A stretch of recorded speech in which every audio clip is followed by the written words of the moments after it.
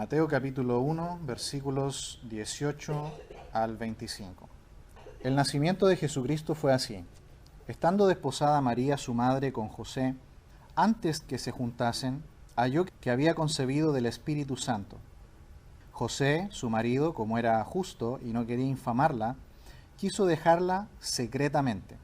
Y pensando él en esto, he aquí un ángel del Señor le apareció en sueños y le dijo: José, hijo de David, no temas recibir a María tu mujer, porque lo que en ella se ha engendrado del Espíritu Santo es.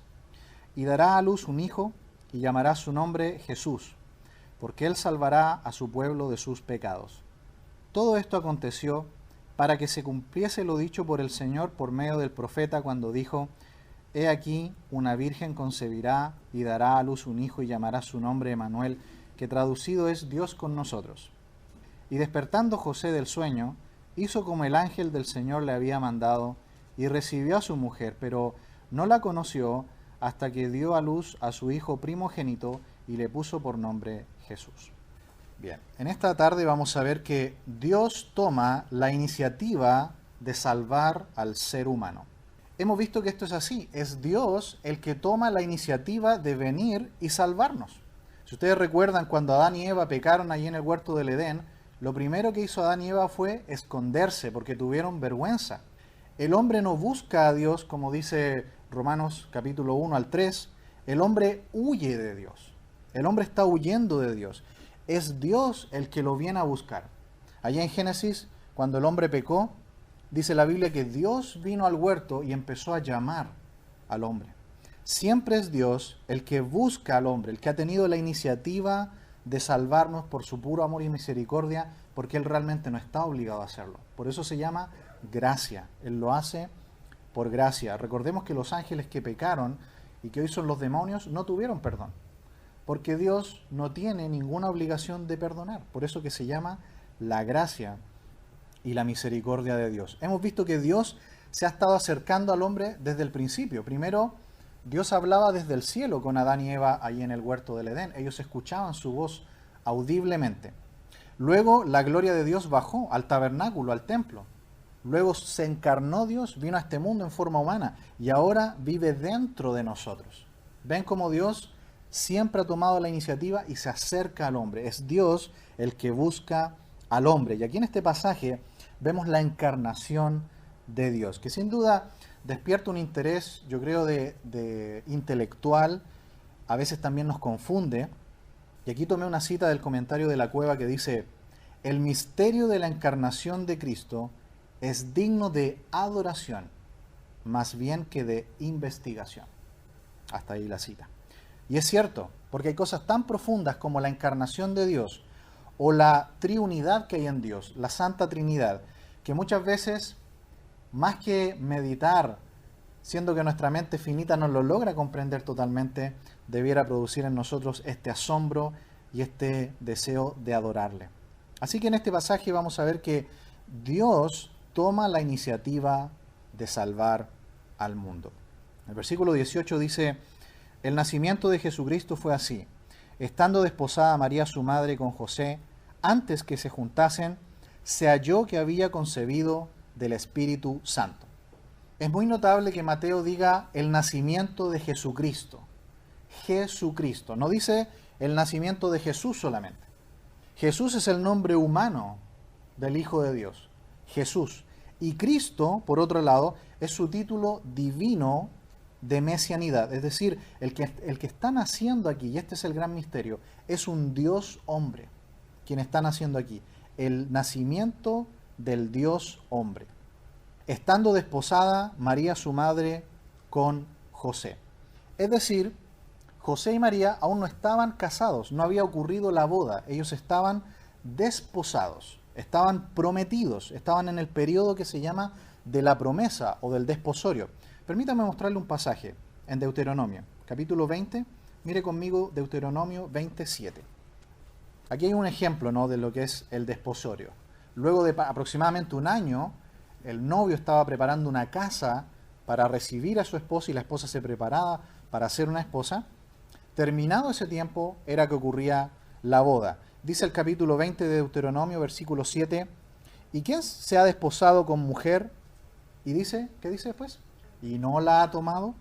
Así que primero hay un periodo de desposorio, los padres han tomado un acuerdo, los padres preparaban a sus hijos para casarse, un hombre no elegía realmente a una esposa para casarse, sino que los padres tomaban un acuerdo, y después de un tiempo, aproximadamente un año, es que se producía realmente la boda. Así que, por eso que Mateo a continuación dice, antes que se juntasen, se fija que él aclara aún más que aún no había ocurrido la boda, todavía no vivían juntos como esposos.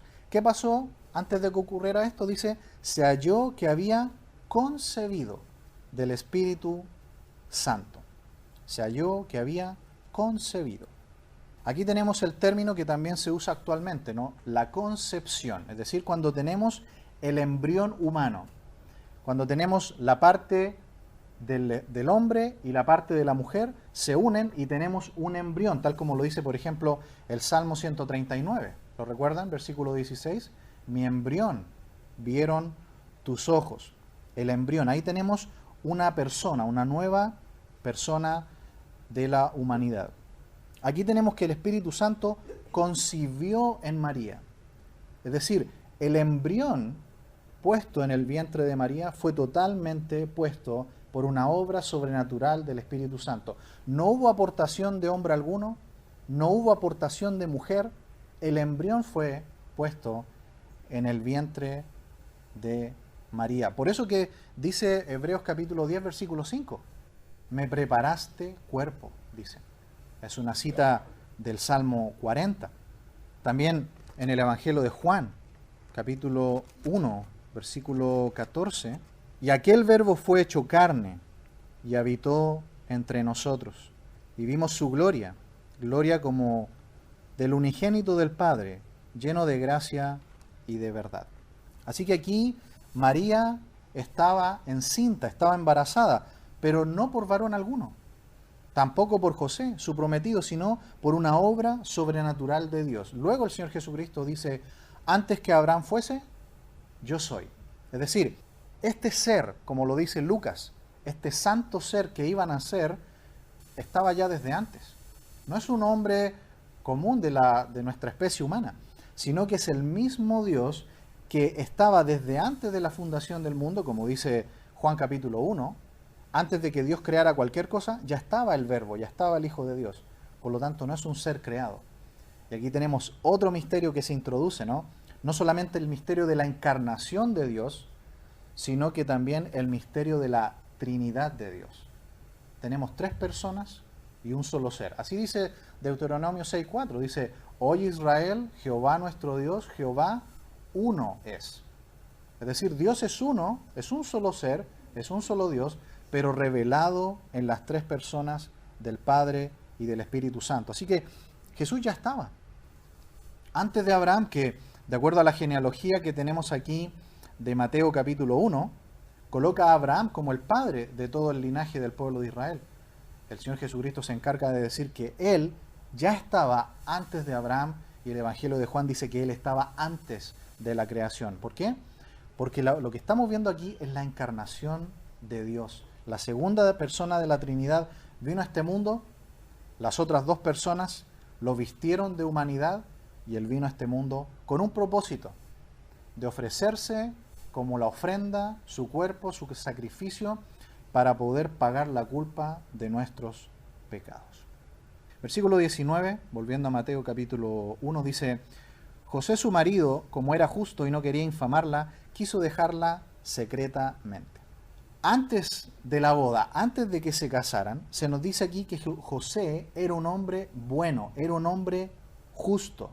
Es decir, era un hombre que amaba a María, era un hombre bondadoso, porque dice la ley, si me acompañan nuevamente al libro de Deuteronomio, mire conmigo en Deuteronomio 22, ¿qué le pasaba a alguien que cometía fornicación antes de casarse o cuando había este tipo de pecados? Veamos Deuteronomio capítulo 22, vamos a leer desde el versículo 22. Si fuere sorprendido alguno acostado con mujer casada con marido, ambos morirán. El hombre que se acostó con la mujer y la mujer también. así quitarás el mal de Israel.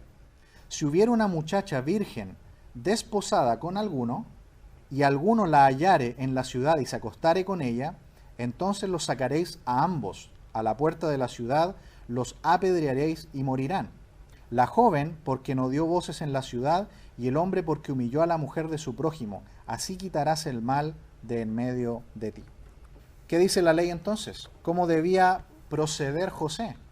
José lo que tenía que hacer era denunciar a María, entregarla a las autoridades, y según la ley tenía que ser apedreada. Eso era lo que tenía que ocurrir. Pero José dice que era un hombre bueno. Él quiso dejarla secretamente. Es decir, él quería entregar el documento de esta situación que había ocurrido en la mano de María delante de dos testigos e irse. Él no la quería denunciar directamente porque él sabía que iba a pasar lo que decía la ley allí en Deuteronomio 22. Por eso que cuando el Señor Jesucristo le traen a esta mujer sorprendida en adulterio, ¿recuerdan? El Señor Jesucristo dice, ni yo te condeno, ve y no peques más. Y el que no tenga pecado, lance la primera piedra. ¿Por qué dijo eso? Porque en Deuteronomio 22 dice, ambos tenían que morir. ¿Por qué solamente trajeron a la mujer que había cometido el adulterio? El hombre también tenía que morir de acuerdo a la ley. Por lo tanto, el Señor Jesucristo muestra aquí su gracia, su amor y su misericordia. Aquí José hizo lo mismo. Él quiso dejarla secretamente. Él quiso entregar el certificado en mano de ella simplemente delante de dos testigos e irse. Pero él ni siquiera alcanzó a hacerlo, porque en eso él duerme, se va a dormir y el ángel de Dios le habla en sueño. Pero hablemos un poco más acerca de cuando dice aquí el versículo 19, quiso dejarla secretamente, secretamente. Es mucho mejor un espíritu de perdón como el de Dios, un espíritu restaurador como el de Dios, como el que Jesús tuvo con aquella mujer también en esa ocasión. Y también como dice Gálatas capítulo 6, versículo 1, el apóstol Pablo le dice a los hermanos, es mucho mejor ser alguien que restaura vidas, que ayuda a otros a levantarse, que ser solamente alguien que condena. Por eso que la Biblia destaca aquí que José era un hombre bueno, era un hombre justo. Ahora sí vamos al versículo 20. Dice, y pensando él en esto, he aquí un ángel del Señor se le apareció en sueños y le dijo, José, hijo de David, no temas recibir a María tu mujer, porque lo que en ella es engendrado del Espíritu Santo es. José estaba pensando en esto, estaba meditando qué hacer.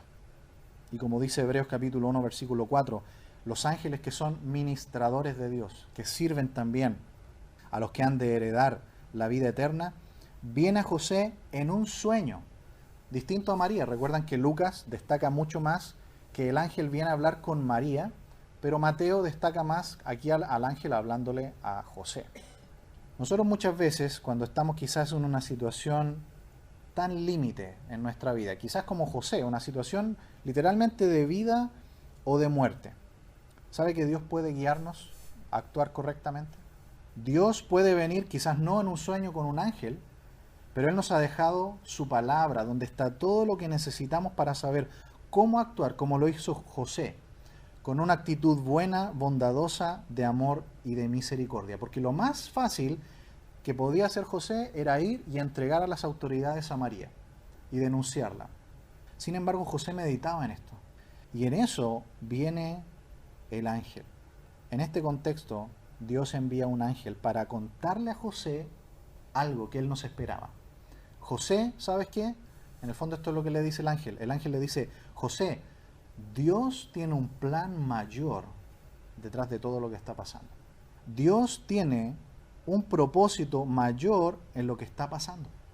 Y nosotros también debemos pensar en eso cuando estamos viviendo una situación quizás como la de José, enfrentando una prueba tan grande como la de José, una incertidumbre tan grande, debemos pensar, Dios quiere hacer algo. Señor, ayúdame a actuar como tu palabra dice. Ayúdame a meditar como lo estaba haciendo José. Y en ese buscar a Dios, Dios te va a hablar claramente por su palabra. En ese momento José buscando del Señor, Dios envió al ángel que le dijo lo que estaba pasando.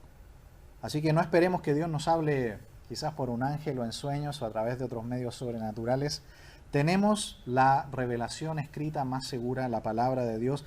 Dejemos que ella hable. Es nuestra responsabilidad ser estudiantes de ella, extraer de ella los principios y las enseñanzas que nos van a guiar siempre en cada situación de nuestra vida. Lo primero que el ángel le dice a José, le dice, José, hijo de David. Aquí el ángel refuerza lo que Mateo expuso en los versículos anteriores. Mateo lo que quería comprobar en la genealogía que él presentó en los versículos 1 al 17 era que José provenía del linaje de David. Por lo tanto, el padre legal de Jesús, que es José, es también del linaje de David. Así que por lo tanto Jesús es legítimo sucesor al trono por la línea de José. Lucas, por otro lado, en la genealogía de Lucas, presenta a María como la descendiente de David por medio de la casa de Natán. Así que le refuerza al ángel que a José, tú eres del linaje de David. José, que había sido educado como cualquier otro hebreo en la esperanza de la llegada del Mesías, José sabía que era un descendiente de David. En el día de hoy, los judíos que hay en el mundo, ninguno, absolutamente ninguno, si le dicen que sí es mentira. Hoy día ningún judío puede comprobar que viene de la genealogía de David. No existe tal cosa. La última genealogía o las últimas genealogías realmente verdaderas que el mundo cuenta en este momento son las que tenemos en los evangelios. El único rey vivo que hoy día podría reclamar el trono de Israel es el Señor Jesucristo. Nadie más en todo el mundo puede demostrar que proviene directamente del linaje del rey David.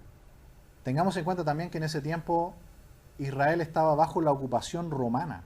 El pueblo de Israel no eran libres, eran esclavos de los romanos.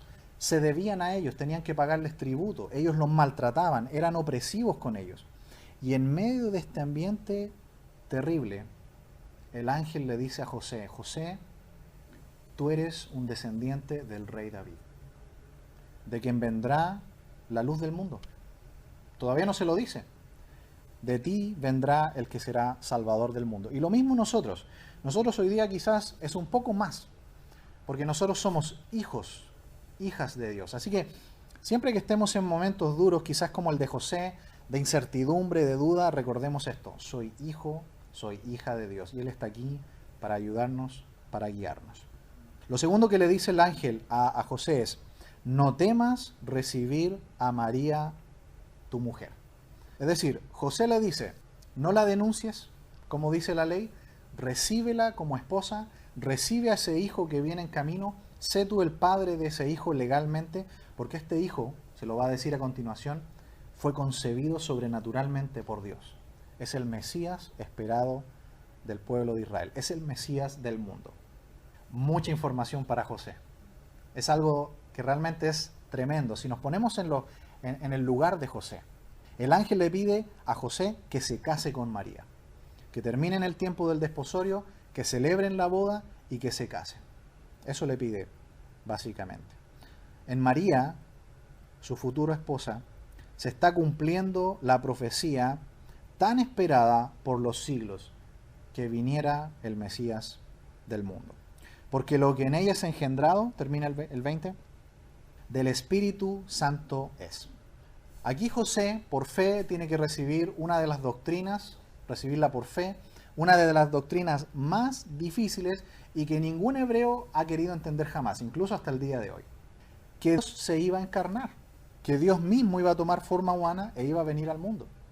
Si usted habla hoy día con judíos practicantes, ellos les van a decir que el más grande de todos los profetas es Moisés, y después de Cristo, o de la era común, como ellos le llaman, ellos evitan decir antes de Cristo, después de Cristo, porque para ellos Cristo no es nada para ellos. Ellos dicen Maimónides, los más grandes profetas. Y el Mesías para ellos es simplemente, sí, un hombre más, no Dios encarnado, un hombre más que un día va a aparecer y que va a decir, ha llegado la paz. Ellos hasta el día de hoy piensan eso.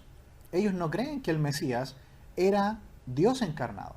Por lo tanto, cuando el ángel le dice a José esto, él tiene que entender algo que por muchos siglos los estudiosos no habían comprendido. La mayoría del pueblo de Israel no había entendido eso. De hecho, recordemos que en el tiempo de que estuvo Jesús en la tierra, allí mismo, por ejemplo, en Lucas capítulo 4, cuando Jesús lee el rollo de Isaías en la sinagoga y le dice a los que estaban allí que él era el Mesías, ¿qué trataron de hacer los que habían estado en esa sinagoga escuchándolo? Lo tomaron, lo llevaron a un precipicio y trataron de lanzarlo, porque ellos no creían que Dios iba a tomar forma humana.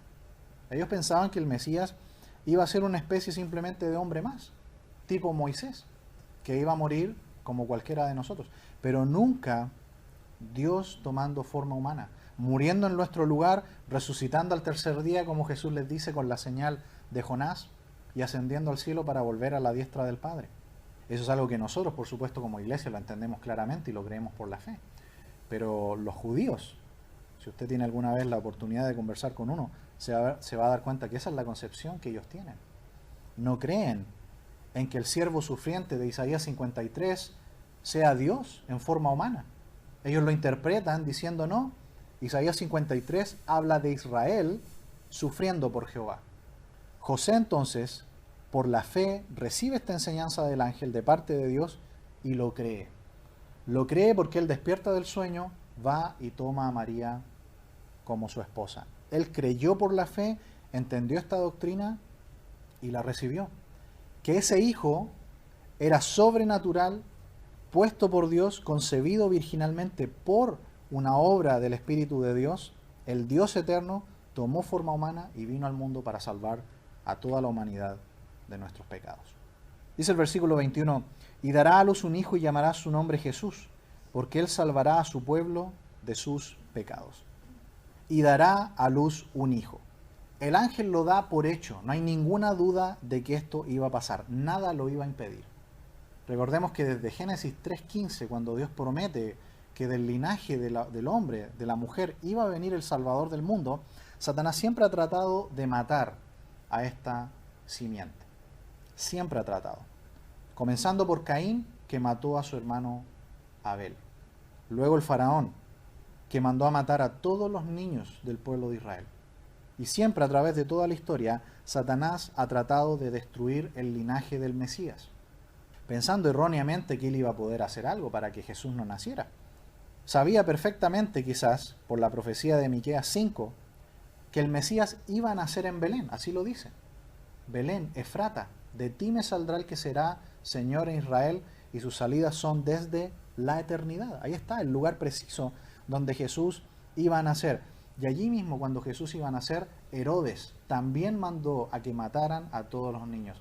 Pero otra vez el ángel vino, les advirtió a José y a María, y ellos fueron a Egipto y volvieron hasta que Herodes había muerto. Aquí el ángel le dice, sin lugar a dudas, este niño va a nacer. Dios va a proteger a este niño de principio a fin. Esto nos muestra que los planes de Dios nunca pueden ser frustrados. Confiemos en Dios. Los planes de Él no pueden ser frustrados por el hombre, por más potencia que tenga. No importa lo que haga el hombre. El plan final de Dios siempre va a llevarse a cabo. Dios quiere salvar al hombre, nada lo va a impedir. Él va a dar a su Hijo Jesús al mundo para nosotros. Y llamará su nombre Jesús, continúa diciendo el versículo 21. Es muy interesante que este nombre Jesús, que ya lo hemos explicado, viene de Josué en el Antiguo Testamento. Y en el Nuevo Testamento, en una ocasión, usted lo puede anotar allí, en Hechos 7:45, se habla de Josué. Nuestras Biblias en castellano dicen Josué, pero en el original, en griego, dice Jesús, porque son el mismo nombre cuando lo pasaron al griego. Quedó ahí Jesús. Si lo quieren también revisar, en una Biblia inglesa, como la King James, también colocan Jesús, porque eso es lo que dice el griego. Pero nuestra Biblia castellana, si usted lo quiere revisar después, en Hechos 7:45 dice, con Josué en la posesión de los gentiles. Ese es el nombre, Josué. Josué, ¿qué significa? Significa Jehová salva. Jesús es el Jehová que salva. Es Dios viniendo para salvar. Los padres no pueden poner el nombre que quieran a este niño que viene en camino. El ángel le dice, este es el nombre que deben poner, Jesús. Y es muy interesante que este es el nombre que Jesús va a tener por la eternidad. Cuando estemos en el cielo por la eternidad, ese es el nombre, Jesús. Con nosotros es un poco diferente. El nombre que nos pusieron nuestros padres va a durar solamente por el tiempo que estemos aquí. ¿Recuerdan cuando estudiamos Apocalipsis?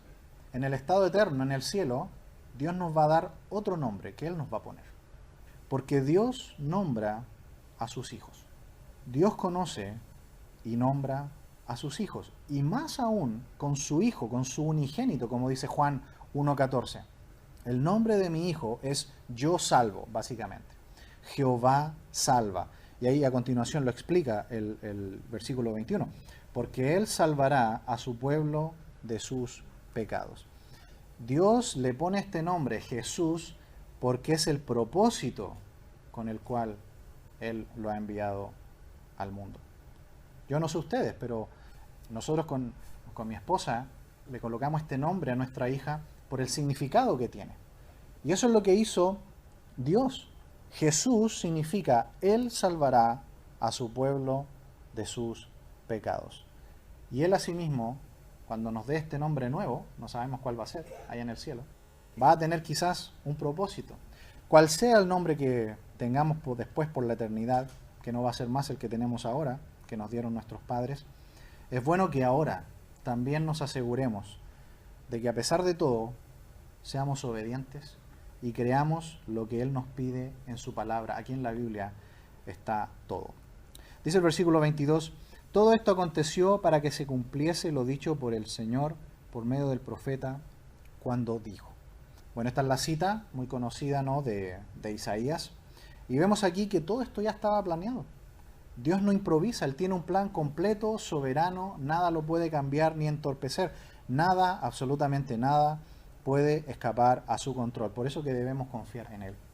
Nosotros sí somos buenos muchas veces para improvisar y para equivocarnos, ¿no?, todo el tiempo. Pero Dios no. Lo que nosotros tenemos que hacer es lo que hizo aquí José. Sigámoslo a Él. Unámonos a sus planes y seremos bendecidos. Nosotros a veces queremos tomar nuestro propio camino, ¿no?, nuestros propios planes, nuestros propios deseos. Eso nos va a llevar a problemas. Unámonos al plan que Dios tiene. Lo que Él nos está pidiendo. No lo que el mundo nos está pidiendo. No lo que nuestros deseos nos están pidiendo.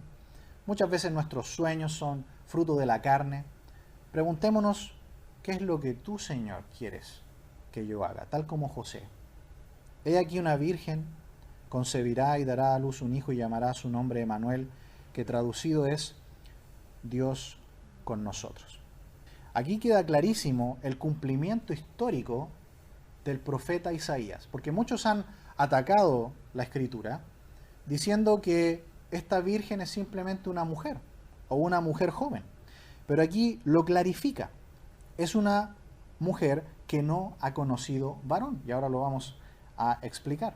Es tal como lo dice, es una virgen. De eso estaba hablando el profeta Isaías.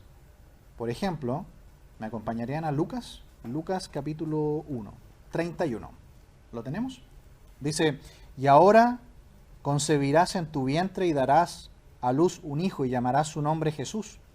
Este será grande y será llamado Hijo del Altísimo. Y el Señor Dios le dará el trono de David su padre, y reinará sobre la casa de Jacob para siempre, y su reino no tendrá fin. Entonces María dijo al ángel, ¿cómo será esto? No conozco varón. Respondiendo el ángel le dijo, el Espíritu Santo vendrá sobre ti, y el poder del Altísimo te cubrirá con su sombra, por lo cual también el santo ser que nacerá será llamado Hijo de Dios. Hasta ahí la lectura.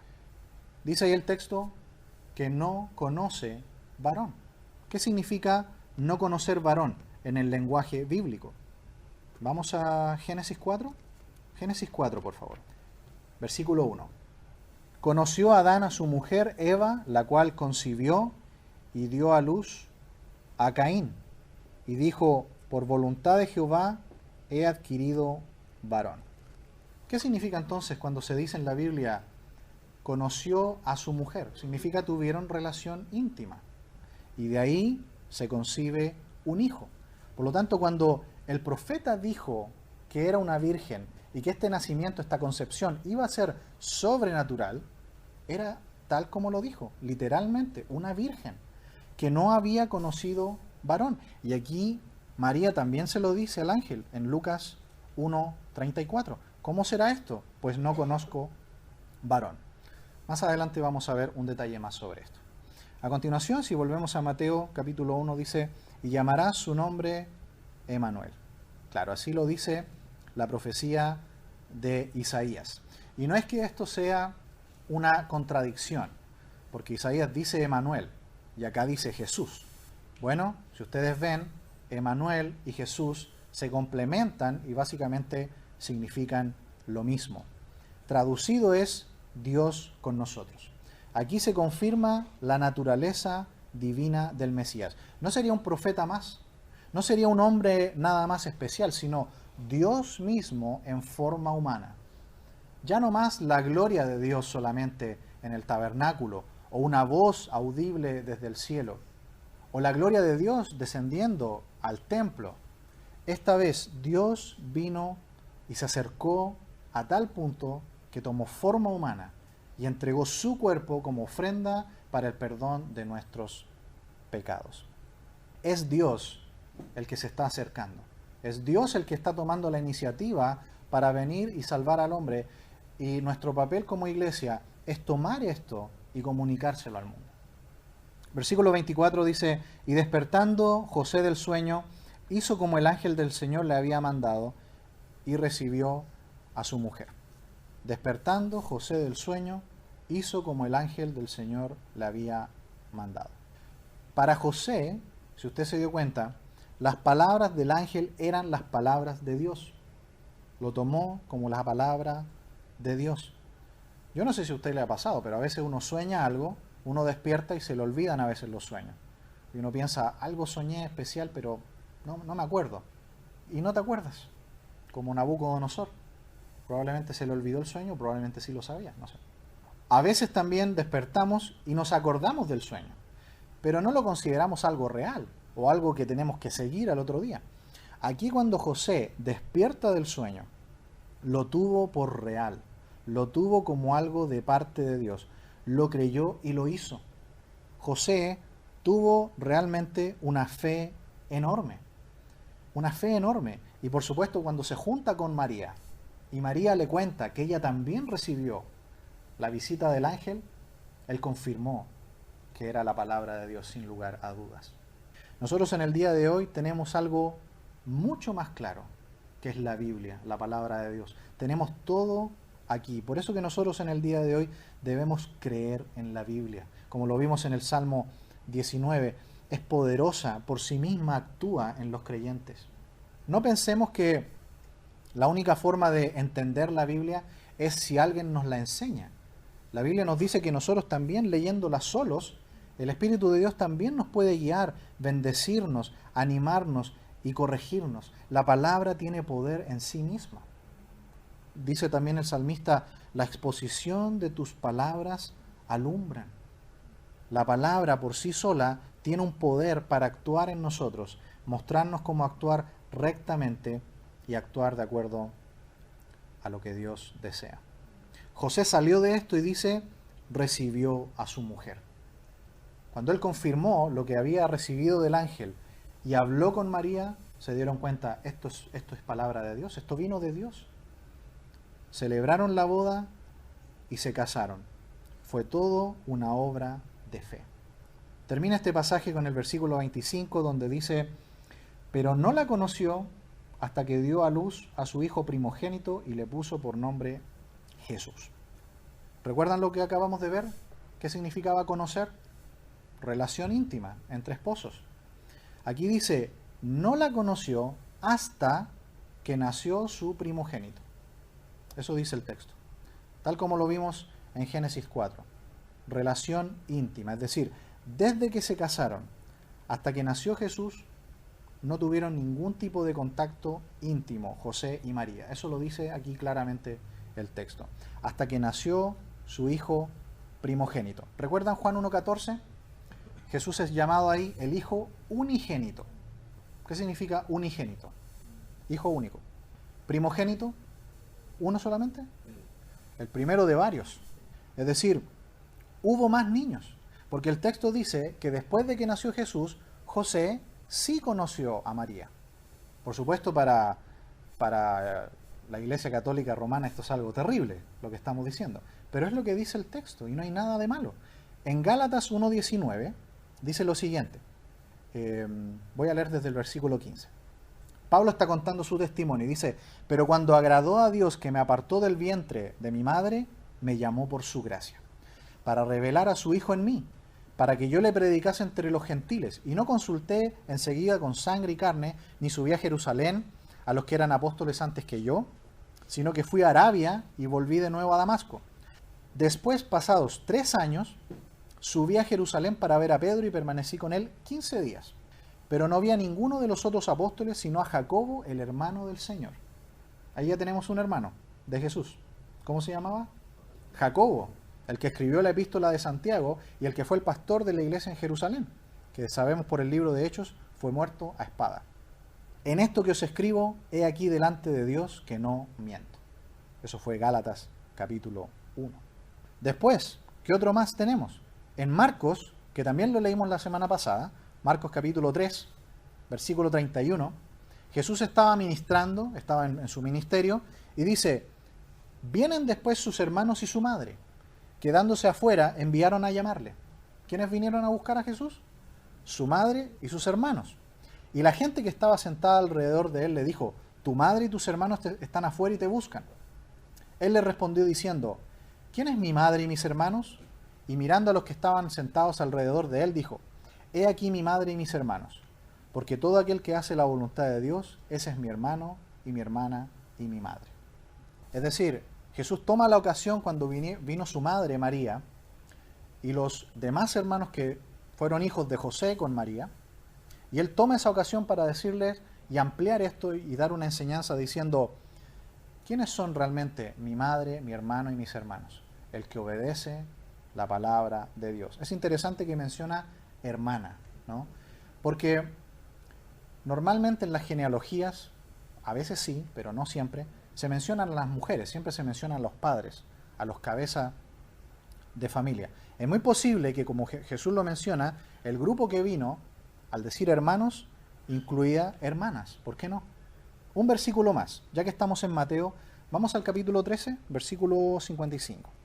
Uno de los motivos para sostener la doctrina de la doctrina católica romana de la eterna o perpetua virginidad de María, es decir que estos hijos de José eran de una familia anterior que él tenía, ¿no? Es el subterfugio que usan para poder decir que María no tuvo nunca ninguna relación con José y que estos hijos eran solamente de José. Pero ¿qué dice aquí? Mateo 13:55. ¿No es este el hijo del carpintero? ¿No se llama su madre María y sus hermanos Jacobo? Ya conocíamos a Jacobo. Ahora hay más hermanos. ¿Cómo se llaman los otros hermanos? José, Simón y Judas. ¿Quién es el cabeza de esta familia? José. ¿Se fijan? Por eso que se le llama el hijo del carpintero. Es decir, estos hijos eran hijos de José y de María. Por supuesto, Jesús no, porque Jesús fue concebido sobrenaturalmente por Dios en el vientre de María. Y le puso por nombre Jesús. Aquí vemos que obedeció también, incluso con el nombre que debían colocarle. Muy bien, hemos visto entonces en esta tarde que Dios toma la iniciativa de salvar al hombre. Y hemos visto todos los obstáculos que habían para que Jesús hubiera nacido. Hemos visto todo lo que tuvo que pasar para que Dios viniera a este mundo y tomara forma humana. El punto de esto es que es Dios el que hizo todo esto para poder venir y salvarnos. Y esta maravillosa gracia, esta gran salvación que vemos acá, lo que debe hacer, como leíamos el comentario del principio, no solamente asombrarnos, sino llevarnos a la adoración. Y que esto nos anime como iglesia a ver que el propósito principal por el cual vino Cristo al mundo era salvar, y que ahora el propósito de nosotros como iglesia también es el mismo. Es llevar el Evangelio y es hacer discípulos. Vamos a orar.